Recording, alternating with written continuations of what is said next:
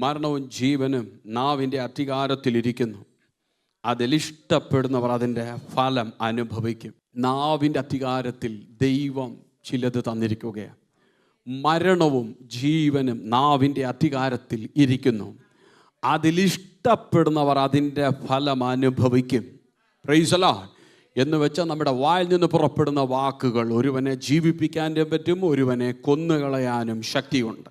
ആമേൻ. യാക്കോബിൻ്റെ ലേഖനത്തിൽ ഇങ്ങനെ അപ്പോസ്തലൻ പറയുന്നു, നാവ് ഒരു ചെറിയ അവയവമെങ്കിലും അതൊരു വലിയ കാട് കത്തിക്കുന്നു.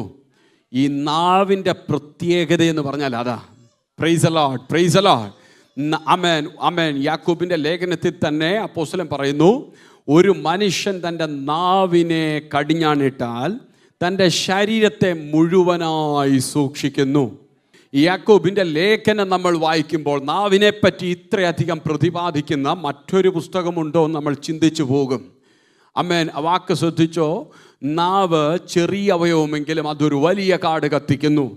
ഒരു മനുഷ്യൻ തൻ്റെ നാവിനെ കടിഞ്ഞാണിട്ടാൽ തൻ്റെ ശരീരത്തെ മുഴുവനായി സൂക്ഷിക്കുന്നു.